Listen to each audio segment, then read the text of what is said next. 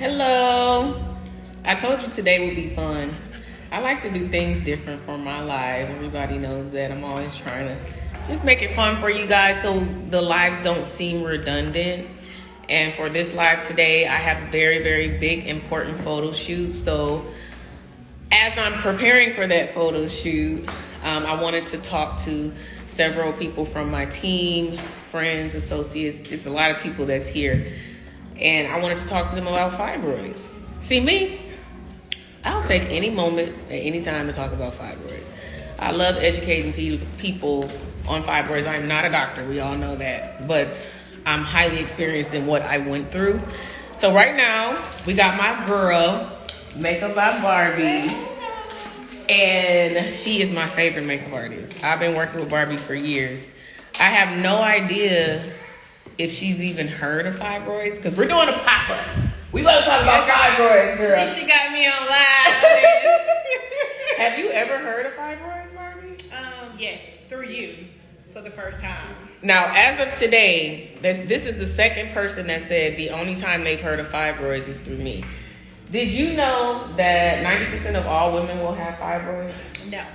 Did you know 80% of all black women will have fibroids? No. I know now.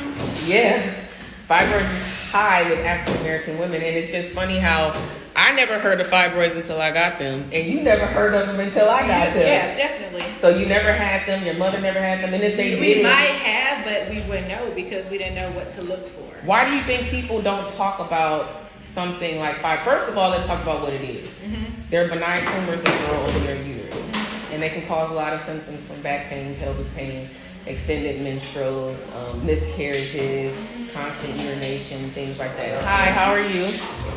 So, you've never experienced any of that? You know, you ever heard of endometriosis? No. What is that? They also have similar symptoms. I didn't have endometriosis. I have fibroids, so I'm more educated when it comes to fibroids.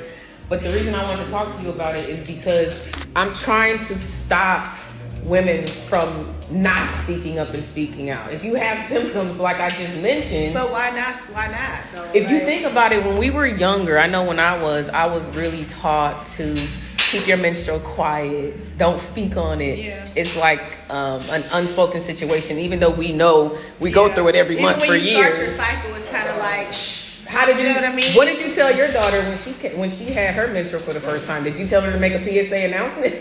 No, I didn't. How did you tell her to kind of keep that quiet?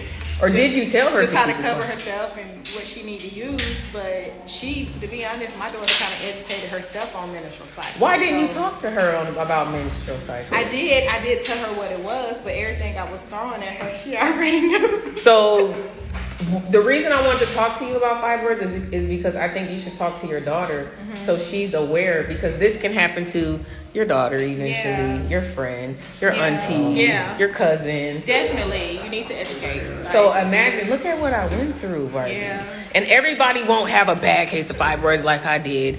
You know, I had 4. One was the size of 2 grapefruits. Pushing against my bladder. I was in the bathroom at least 3 times an hour. Oh my gosh. And my menstrual cycle. So it's super heavy. Yeah, and my menstrual cycle would last every month up to 20 days. That's crazy. What? But that's not normal though. No, it's not normal. But people will experience those type of issues, women, and not speak on it. Not even when they go to their Yeah, when you go to the doctor, and then that's the thing with the doctor. When I went to the doctor because I fainted. I don't know if I told you that story. I was losing so much blood that my hemoglobin was off. I became highly anemic. So one day I got up and I just fainted. And what makes you like? What's the symptoms of being anemic? What's the symptoms? Well, for number one, I was eating ice all the time. I was always cold. My daughter eats ice all the time. And I loved baking soda. Okay. I had no idea why, but it was because every month, if my menstrual cycle was going for 20 days. That's a long time. You're losing a lot of blood. I'm losing a lot of blood. Yeah. So people don't want to think about it. I pulled back from my family, my friends. The guy that I was dating pulled back. I didn't want to talk to him about blood. Yeah. But right now, I'll say it all day. Bloody Mary, Bloody Mary. Yeah. I don't care. And they think it's normal. So if you don't talk about it, you know, that's one thing I should discuss with her, what's normal and what's not normal. Fibroids is something that happens all the time. But what I do want you to talk to her about is her options.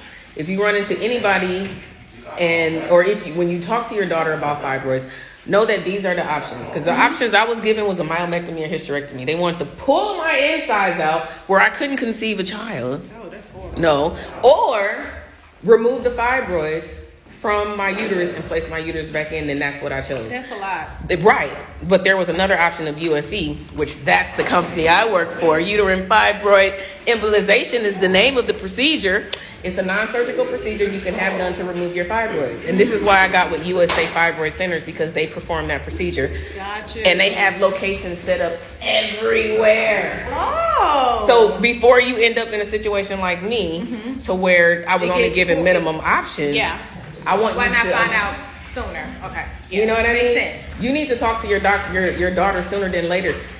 Fibroids doesn't have an age, meaning it doesn't happen after you're 30 or after you're 25 or after you're 40. Fibroids can happen at any age. Do you know how long I've been having cramps?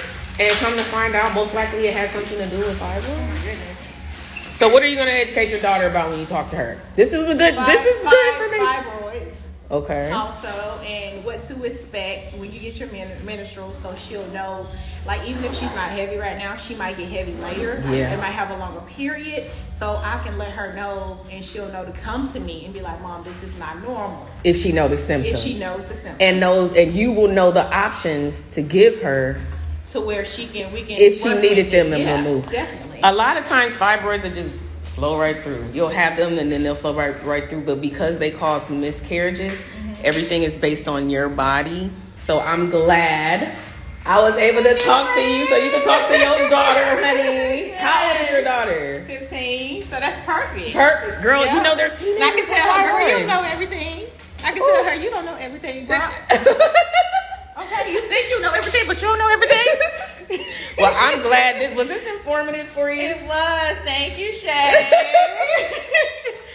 All right, you guys. Bye. I'll be back with another live, okay? Yes. Yes, that was good.